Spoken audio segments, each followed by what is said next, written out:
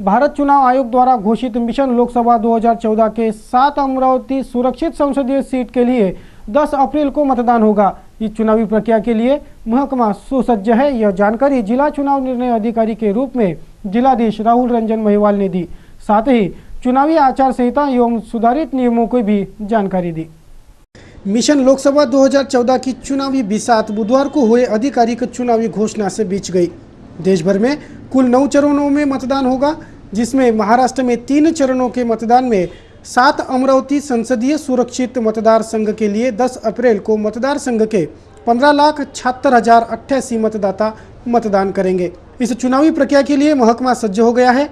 यह जानकारी चुनाव निर्णय अधिकारी के रूप में जिलाधीश राहुल रंजन महिवाल ने दी। पत्रवार्ता में बताया गया कि 7 अमरावती सुरक्षित संसदीय सीट के लिए 15 मार्च को चुनावी अधिसूचना प्रसारित होंगी। उम्मीदवारी पत्र दायर करने की अंतिम तिथि 22 मार्च है। 24 मार्च को उम्मीदवारी पत्र की जांच होगी। नामांकन पत्र पीछे लेने की तिथि 26 मार्च नियोजित है, जिसके बाद 10 अप्रैल को चुनावी मतदान होगा और 16 मई को सार्वत्रिक रूप से मतगणना। अमरावती जिले में कुल 2488 पोलिंग बूथों पर चुनावी मतदान होगा। मतगणना नेमानी गोडाऊन में होंगी। आदि जानकारी इस पत्रवार्ता में दी गई। 14 शनिवारी आम्ही निवडणुकीची अधिसूचना प्रसिद्ध करणार आहोत। नामनिर्देशन पत्र दाखल करण्याच्या शेवटचा दिनांक 22 मार्च आहे। म्हणजे 15 ते 22 हे जे दिवस आहेत याच्यामधले सुट्टीचे दिवस सोडून, म्हणजे रविवार वगैरे असले सुट्टीची परिभाषा थोडी वेगळी आहे याच्यामध्ये। बरेचदा काय असतो आमच्याकडे दुसरा किंवा चौथा शनिवार सुट्टी असतो, पण निवडणूक आयोगासाठी तो सुट्टी नाही आहे। त्या दिवशी आम्ही स्वीकारणार आहे अर्ज। रविवार किंवा एक ॲक्ट आहे त्याप्रमाणे जे काही सुट्टीचे दिवस असतात, कदाचित होळीचे दिवस त्याच्यामध्ये येईल सुट्टीच्या दिवसमध्ये, त्या दिवशी आम्ही नाही स्वीकारणार नामनिर्देशन पत्र। इतर कार्यालयीन दिवशी 11 ते 3 या काळात आम्ही स्वीकारणार आहे। अधिसूचनेमध्ये आम्ही तो वेळ आणि ठिकाण प्रसिद्ध 15ला करतो प्रसिद्ध। छाननीचा कार्यक्रम आहे आमच्या की एक दिवसात करून घेऊ छाननी आहे ना। 24 मार्चचा दिवस आम्ही ठरवलेला एकाच दिवशी होणार छाननी, म्हणजे 23ला पण नाही होणार आणि 24 नंतर पण नाही होणार। उमेदवार जे आहेत त्यांना अर्ज मागे घेण्याची आम्ही तारीख देणार आहे 26 मार्चला। त्या दिवशी त्यांना आमच्या समोर येऊन मागे घेण्याचा करावा लागेल। मतदानाचा दिनांक आमच्या लोकसभा सीटसाठी 10 अप्रैल निश्चित झालेला आहे। मतमोजणी सगळीकडे जवळपास एकाच दिवशी असल्यामुळे आमच्याकडे पण तेच आहे 16 मे। जवळपास काय म्हणजे नक्कीच एकच दिवस आहे आजच्या कार्यक्रमानुसार। तर असा आमचा हे कार्यक्रम आहे। आदर्श आचारसंहिता आज सकाळी 10:30 ज्यावेळी घोषणा झाली तेव्हापासून लागू झालेले आहे आमचे पूर्ण मतदारसंघात इतर देशाच्या इतर भागाप्रमाणे। आगे पत्रवार्ता में जिलाधीश ने बताया कि वोटिंग का प्रतिशत बढ़ाने पर जोर है। चुनाव पारदर्शक हो और पेड न्यूज पर नकेल कसने के लिए कारगर प्रयास शुरू होने की बात भी जिलाधीश ने इस पत्रवार्ता में बताई। मतदार पूर्ण निवडणूक प्रक्रियाचा मूल गाभा असतो आणि त्यांच्यावर अवलंबून असते निवडणूक प्रक्रिया। अमरावती लोकसभा मतदार संघाची एकूण मतदार संख्या 15,76,088 आहे आजच्या आमच्या रेकॉर्ड प्रमाणे। याच्यामध्ये अजून ऍड होता, बरेच लोक रजिस्ट्रेशनची प्रक्रिया चालू असल्यामुळे याच्यामध्ये ॲडिशन होतील। या मतदारांपैकी पुरुष मतदार आहेत 8,30,429, महिला आहेत 7,45,659। मोर्शी व धामणगाव मतदारसंघ मिळून जे आहेत, जो आमच्याकडे मतदान नाही करणार, जे तिथे करतील वर्धामध्ये, त्यांचे एकूण मतदार जे राहतात अमरावती जिल्ह्यात पण तिथे मतदान करतील असे 5,35,230 आहेत। त्यातले 2,81,241 पुरुष मतदार आणि 2,53,989 स्त्री मतदार। एपिक जे म्हणतात त्याचं प्रमाण आहे इलेक्ट्रॉनिक जे आहे आपला पिक्चरचा इलेक्ट्रॉनिक फोटो आयडेंटिटी कार्ड, तो 95.30% आहे आमच्या। मतदान केंद्राची भौतिक तपासणी एक अतिशय महत्त्वाचा विषय आहे, जेणेकरून आम्ही जे त्याच्यामध्ये आमचे जे अपंग बांधव आहेत त्यांची काळजी पण घेतो आणि इतर लाईट पाणी सोय रस्ता, म्हणजे समजा जास्त मतदार पायी येतात आपल्याला माहीतच आहे, तर त्यांच्यासाठी जे किमान आवश्यक गरजा आहेत त्याच्या पण भौतिक तपासणी सध्या आमची अंतिम टप्प्यात आहे। जास्तीत आमचे SDO साहेब तहसीलदार साहेब सगळे फिरत आहेत तलाठीपर्यंत आणि जिल्हा परिषदचा शिक्षण विभाग असेल, नगरपालिका आहे, महानगरपालिका आहेत, त्यांचे सर्व अधिकाऱ्यांची मदत घेऊन जिल्हा परिषदचे इतर विभाग आहेत, हे सगळे आम्ही दुरुस्त करत आहोत. आपल्या निदर्शनास जर कुठेतरी आलं की इथे सोय नाही तर आपण आमच्या लक्षात पटकन आणा, आम्ही तिथे पण दुरुस्त करू, मतदानाला तयार करू, त्या केंद्राला व्यवस्थित तयार करू मतदानासाठी. आमच्याकडे इलेक्ट्रॉनिक वोटिंग मशीन पुरेसा प्रमाणात उपलब्ध आहे. 2 भाग असतात, कंट्रोल युनिट आणि बॅलेट युनिट. कंट्रोल युनिटची संख्या आमच्याकडे आहे 3110, 3110, 3358 बॅलेट युनिट आहे, 3358. आम्ही जे पथक नेमणार आहे, मतदान केंद्रे आणि राखीव पथक, याच्यामध्ये मतदान पथक आहे 2737.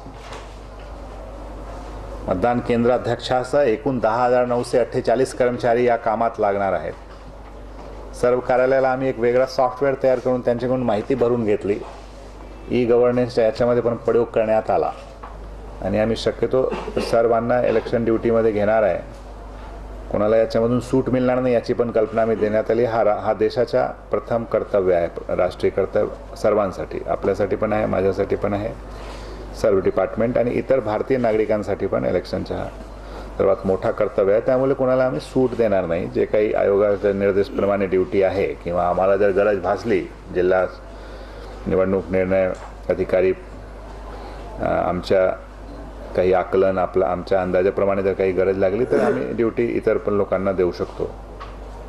आपण इलेक्शन एक्सपेंडिचर मॉनिटरिंग जे आहे, म्हणजे उमेदवारांचा खर्च, जे राजकीय पक्ष आहेत त्यांचा खर्च, यासाठी आपण एक इथे टीम तयार करण्यात आलेली आहे. त्याचं नाव आहे इलेक्शन एक्सपेंडिचर मॉनिटरिंग कमिटी. त्याचे मुख्य आहेत चंद्रशेखर खंडारे, मुख्य लेखा व वित्त अधिकारी. त्यांना मदत करणारे किशोर गुल्हाने. आणि आपण जिल्हाधिकारी कार्यालयातच एक कक्ष निर्माण केलेला आहे, जेणेकरून उमेदवारी जरी 15 तारखेला अर्ज भरणार असला तरी राजकीय पक्ष त्याचा प्रचार आजपासून करू शकतात. ही शक्यता गृहीत धरून आपण ही टीम तयार केलेली आहे. ही प्रेस कॉन्फरन्स झाल्यानंतर आपण उमेदवारांची सुद्धा बैठक घेऊन त्यांना आदर्श आचारसंहितेसंबंधी माहिती देणार आहोत, माहितीची पुस्तिका देणार आहोत. आणि या निवडणुकीच्या दरम्यान मॉडेल कोड ऑफ कंडक्ट म्हणजे आदर्श आचारसंहितेचा भंग होऊ नये या संदर्भात त्यांनी काय काय कारवाई करायची आहे या संदर्भातली माहिती त्यांना आम्ही देणार आहोत. प्रेस काउन्सिल ऑफ इंडियाने ते न्यूजच्या संदर्भात त्यांचे जे निकष दिलेले आहेत त्याच्यामध्ये एखाद्या उमेदवाराला त्याच्या फेवरमध्ये असणारी, चौकटीमध्ये असणारी किंवा त्याच्या फेवरमध्ये असणारी न्यूज आणि पेड न्यूज ती तपासायची आहे समितीने. म्हणजे ती पेड न्यूज आहे की नाही थोडासा मी पण सांगतो याच्यामध्ये असं आहे, अजून थोडा खुलासा करतो म्हणजे आपल्याला पण मदत होईल वर्तमानपत्राच्या मित्रांनो. ज्यावेळी निवडणूक जसं दिवस जवळ येतात तर 2-3 प्रकारचे न्यूज आपण तर स्वतः लिहिताच, आम्ही पण वाचतो, ट्रेंड बघतो. काही उमेदवार अशी मदत घेतात प्रेसची, असं निवडणूक आयोगाच्या निदर्शनास आलेलं आहे कि त्यांचे विरोधकांचे बुधवार को सांसद आनंदराव अड़सुल के हाथों राजापेट चौराहे पर हुए एक समारोह में 4 रुग्णवाहिकाओं का लोकार्पण किया गया। साथ ही राजापेट रेलवे ओवरब्रिज के काम को गति मिलने की खुशी में निर्माण स्थल पर श्रीफल फोड़कर आनंद व्यक्त किया गया। तो इस समारोह को निशाना बनाया मुन्ना राठौड़। इन्होंने सांसद अड़सुल पर आचार संहिता हनन का आरोप करते चुनावी राजनीति के चलते राजापेट आरओबी का श्रीफल फोड़ने की कवायद सांसद अड़सुल ने की, यह आरोप मुन्ना राठौड़ का है। बुधवार को सांसद अड़सुल के हाथों 4 रुग्णवाहिका वाहन लोकार्पित किए गए।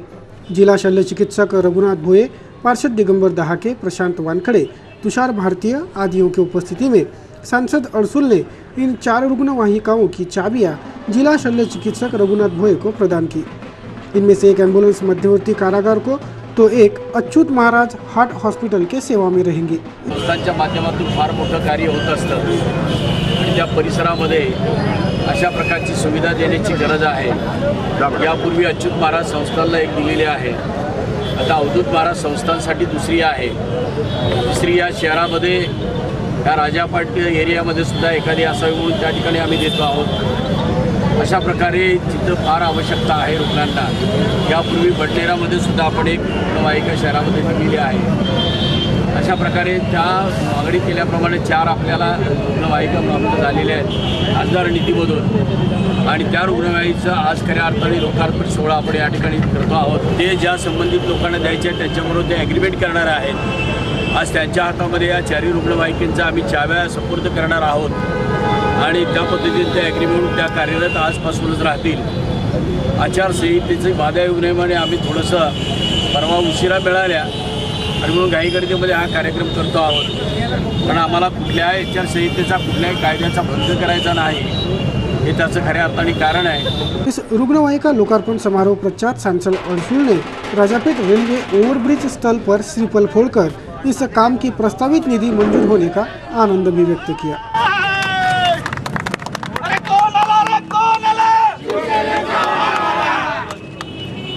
ज्या ठिकाणी आज या ठिकाणी उभे आहोत, गेल्या अनेक वर्षांची अमरावती शहरवासियांची मागणी, जो आपला राजापेठचा उड्डाण पूल आहे रेल्वेवरचा, ज्यामुळे खूप त्रास नसल्यामुळे त्रास होतोय रेल्वे क्रॉसिंगला, या लोकांची सुविधा होईल गेले 3-4 वर्षांपासून प्रयत्नशील होतो। सुदैवाने त्याला यश मिळालं आणि जवळपास 59 कोटी केंद्र सरकार आणि राज्य सरकारच्या माध्यमातून आपल्याला प्राप्त होत आहेत आणि त्याचं टेंडर परवा ओपन झालं आणि आज या ठिकाणी त्या अर्थाने या कामाला सुरुवात पुन्हा त्याचं भूमिपूजन करायचं। परंतु आणखी त्या ठिकाणी काही संबंधित रेल्वे PRMची आवश्यकता आहे, त्याबरोबर या ठिकाणचे मान्यवर लोकप्रतिनिधीची आवश्यकता आहे।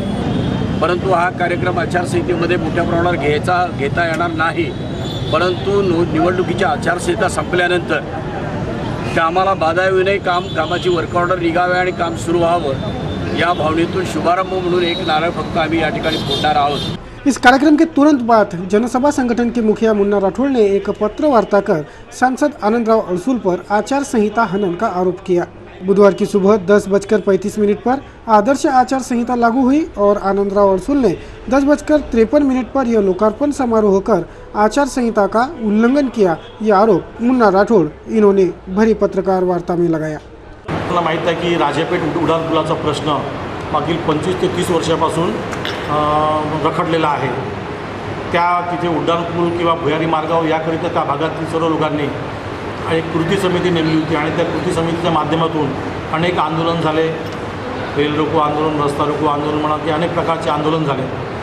त्या आंदोलनाच्या माध्यमातून तिथे पहिल्या आधी 30 फुटाचं एकच गेट होतं, तिथं 2 गेट करण्यात आले, म्हणजे तात्पुरती प्रश्न निकाला लागला म्हणून तेव्हा त्यांनी तात्पुरती व्यवस्था केली रेल्वे विभागाने। त्यानंतर तिथे उड्डाणपूल झाला पाहिजे याकरिता अनेक नेत्यांनी, म्हणजे तेव्हाचे ते मंत्री होते डॉक्टर सुनील देशमुख म्हणा, आमदार रवी राणा म्हणा, आमदार अनिल बोंडे म्हणा, आमचे नितीन मोड, हे तर प्रत्येक आंदोलनामध्ये उपस्थित होते, प्रत्येक त्यांच्या नेतृत्वामध्ये आंदोलन झालं। त्यानंतर रावसाहेब शेखावत म्हणा आणि म्हणजे जेही आतापर्यंत जे महापौर झाले ते म्हणा, त्या भागातले नगरसेवक म्हणा किंवा इतरही पदाधिकारी, महानगरपालिका स्थायी समितीचे म्हणा, सभापती म्हणा किंवा पक्षनेता, विरोधी पक्षनेते, त्या सर्वांनी आपल्या आपल्या परीने आणि विशेषतः पद्मश्री श्री प्रभाकररावजी वैद्य यांनी तो प्रश्न निकाली लागण्याकरिता अनेकांनी आपल्या आपल्या मदतीने प्रयत्नाने जेही प्रयत्न होत असेल किंवा जे आपलं कॉन्ट्रिब्युशन त्यांनी केलं आणि त्या आंदोलनामध्ये भाग घेतला, परंतु ते अजूनही तो उड्डाणपुलाचा प्रश्न मार्गी निघाला नाही। त्यामुळे काय होतं की दैनंदिनी त्या भागातून, त्या रेल्वे फाटकातून 24 रेल्वेची टायमिंग आहे, प्रत्येक अर्धा तासानं तिथे रेल्वे गाडी येत जात असतात, त्यामुळे फाटक बंद असतो। त्यामुळे विद्यार्थी म्हणा, व्यापारी म्हणा, कर्मचारी म्हणा यांना त्याचा फटका बसत असतो, त्याच्यामुळे त्यांना बिचारा अर्धा तास फाटकावर उभं राहावं लागतं। कुठंतरी उड्डाणपूल बांधण्यासंदर्भात महानगरपालिकेने एक भोपे कन्सल्टन्सी म्हणून एजन्सी नेमली, त्यांना 25 लक्ष दिलं आणि डिझाईन तयार केलं। त्या डिझाईन संदर्भात काय झालं की त्यांनी त्यांच्या काही टेक्निकली त्याच्यात काही अडचणी होत्या, कारण की त्याच्यात त्यांनी 5 अप्रोच रोड तयार केलेले आहेत, एक समर्थ हायस्कूल, दुसरं राजापेठ पोलीस स्टेशन, तिसरं बेलपुरा, चौथं नंदा मार्केट, 5वं शंकरनगर, असे त्यांच्यामध्ये ते पुलाचे हे राहणार आहे, अप्रोच रोड राहणार आहे। परंतु काही त्याच्यात टेक्निकली चुका असल्यामुळे सध्या माझ्या माहितीप्रमाणे नंदा मार्केट ते राजापेठ पोलीस स्टेशन अशा प्रकारचा पूल तयार होणार आहे। त्यानंतर महानगरपालिकेने त्याची निविदा काढली, निविदा काढत असताना त्याच्यात 3 निविदा उघडण्यात आल्या, त्या 3 निविदामध्ये प्रत्येकाने अबाउट 35% 40% टेंडर भरले, अबाउट टेंडर भरले। त्याच्यामुळे त्याची जी इस्टिमेट कॉस्ट आहे, इस्टिमेट कॉस्ट म्हणा आणि या टेंडरने जे अभाव भरले त्याच्यात 10 कोटीचं डिफरन्स येऊन झालं। म्हणून शासनासमोर प्रश्न, महानगरपालिकेसमोर एक प्रश्न निर्माण झाला की 10 कोटीचं डिफरन्स कुठून भरून काढायचं। मला वाटतं की त्यांच्याकडे, त्यांना शासनाकडे परत त्यांचं मार्गदर्शन घ्यावं लागेल आणि हा